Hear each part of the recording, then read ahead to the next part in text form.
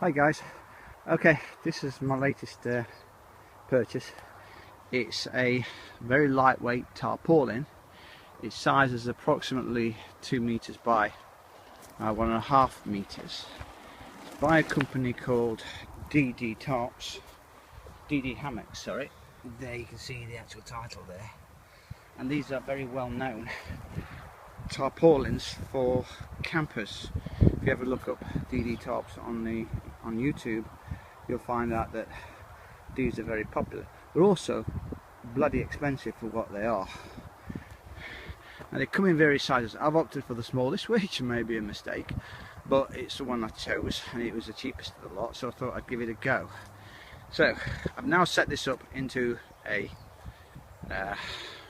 shelter. Now I've set it up using this fence here. It's handy dandy fence.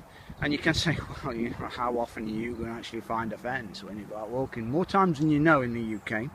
But there could have been 2 trees as well. And all I've done is simply just tie them to it. And I've used some cord to support it there. The downside goes onto the floor, which goes to a guideline that sticks just there-ish. Okay, when you look inside there, that's basically what you've got, a tube. Very simple setup. Took me about 20 minutes from actually opening it up really, probably less than that. But bear in mind it's new, so all the guidelines were new and needed to be unravelled and etc. With a new piece of equipment, you've always got some unfamiliarity with it. Okay, first source is it's very lightweight, which is exactly what I was after. I wasn't after something bulky. Having bought now about 6 tarpaulins, to find that they're bloody heavy and more, not heavy, but bulky. For someone, I don't want to be carrying around a separate bag for this thing, or a bag because of this thing, or even strapping it on the outside. I wanted our tarpaulin that I could put inside a rucksack, which takes up very little room, and this is going to do the job for me. They have a really good reputation, which is kind of weird that they've actually sent me out a piece of cord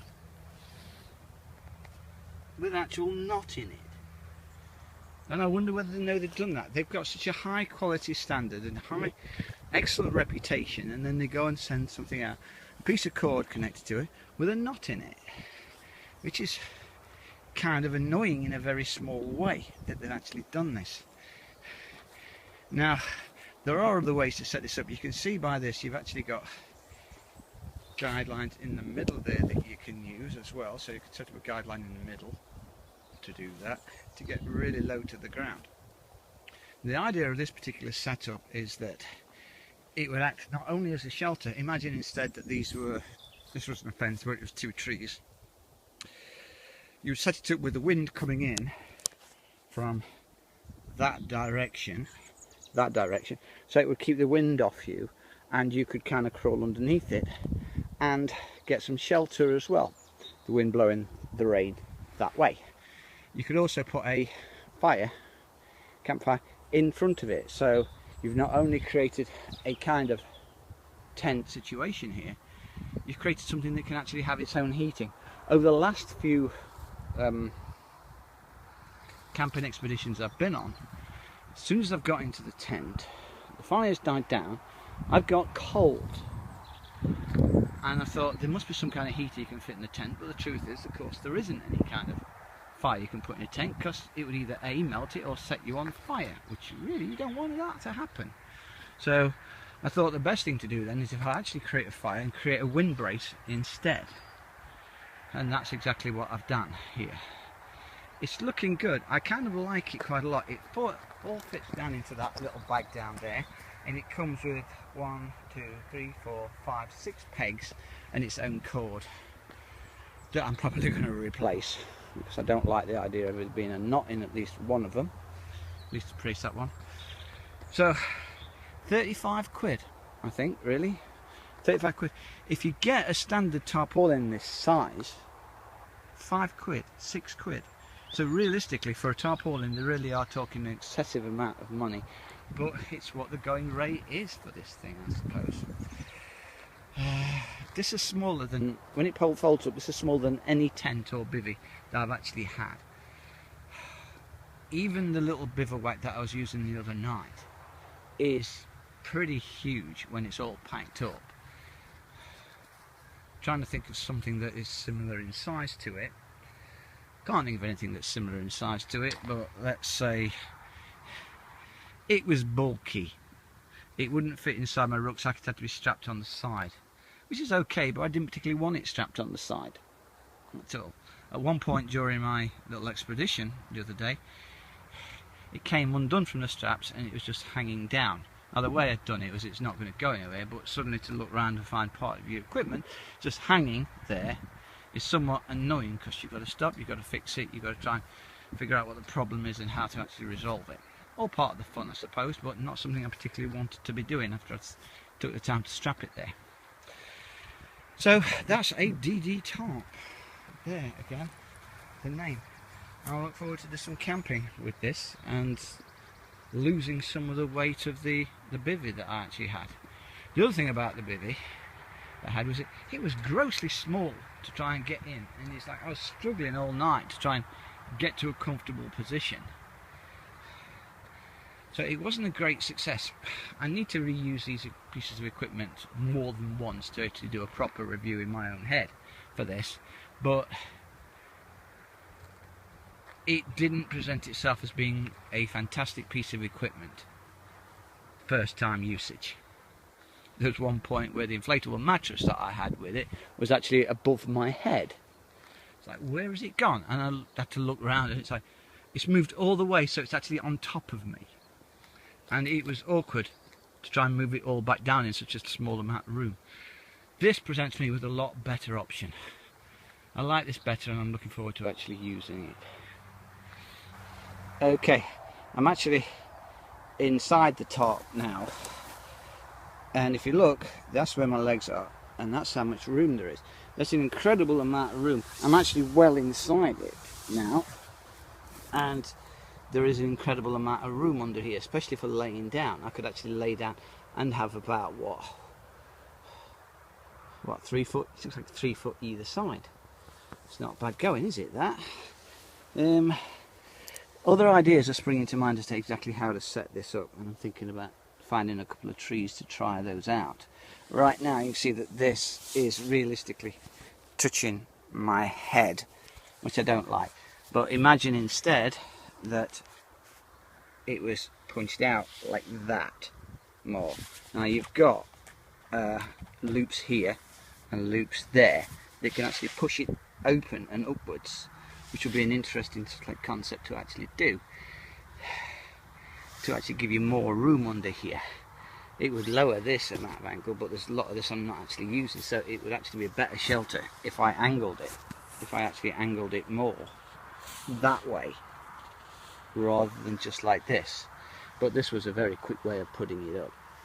Okay, I got one other thing to say about the DD hammock top. DD top. I hate packing things away. I hate packing tents into those boxes. I hate packing inflatable mattress into their little bags. I hate putting sleeping bags into the little bags that you get.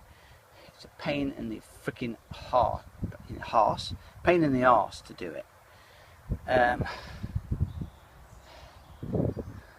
It's just so freaking annoying. I always think, why didn't you make the freaking bag a little bigger, so that it fits in nice? It can be compressed down with other equipment, or you can even put compression straps on these things to compress them down. Just make the freaking bags a bit bigger. This thing roughly folded it up, as in it took what, about 2 minutes to fold it up.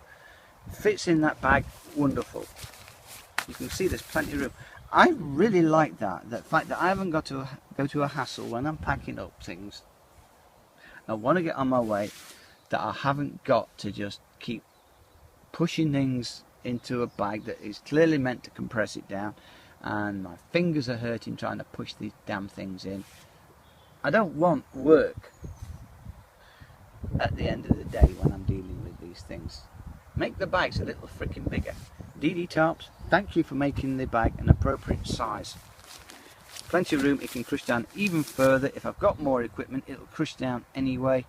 If you want to get pedantic about it, you can actually put compression straps on it. I've actually got some compression straps at home, or straps that can be used as compression straps.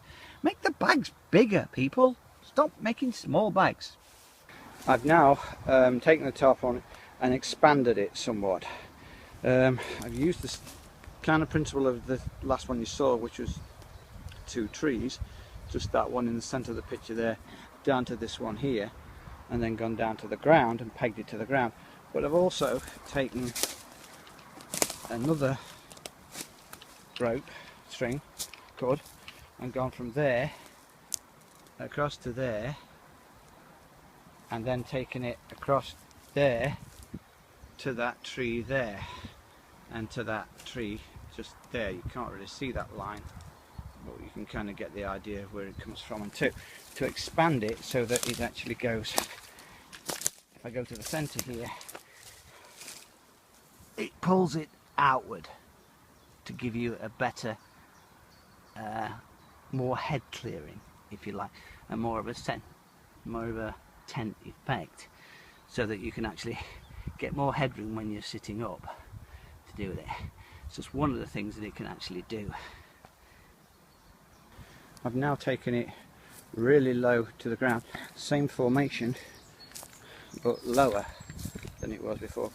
If the wind's really playing up, you can lower it really down. Again, I've used a guideline that goes from centre to 2 other trees, just there and across there, but this time I've gone really low with it. Again, this is now just basically I'm sleeping here, there's no fire. If you're getting this low, you've got to be thinking about your tarp's going to catch on fire or melt if you actually go this low and you've got a fire in front of it. But if you haven't got a fire, or the fire's going out, get it as low as you possibly can to prevent any kind of exchange of air in there. Okay, for this one I've gone really ultra low here. Now this is for realistically getting really low to the ground to prevent any kind of air exchange happening. Now, a couple of things that I can't do, which is potential to do, is you can see that bit that's flapping around there. I could actually tie that to the ground if I had more stakes. They only supply 3, but they're as cheap as chips, so to add a few more would actually bring it really down. The other thing is I can use the centre ones to hoist it up, to bring it up, to make a more of a central area there in the centre, as I did with the last shelter. Another thing that I could do here is, you notice I've used the corner to hit it to that tree. I could have used that one there, just there, and created a flap that goes down, which I could then tie to the ground. Can't do that again because I don't have enough pegs on me today, and quite frankly I'm exhausted now. I could actually make some, but sorry, I'm done, I want to go home. But the potential of this tarp is absolutely fantastic. I'm thoroughly blown away with it as a design concept. I don't know about the actual item yet because it's not really been tested as such. I know that it's got potential, that's good, to be able to use this thing in lots and lots of ways, and it's a matter of using your own imagination and see what other people have done to be able to use this. Yeah, it's been a great little experiment, and I'm thoroughly pleased with my £34 that I've had to spend for this tarp. Everything's looking good so far, and I'm looking forward to using it with in a camping situation.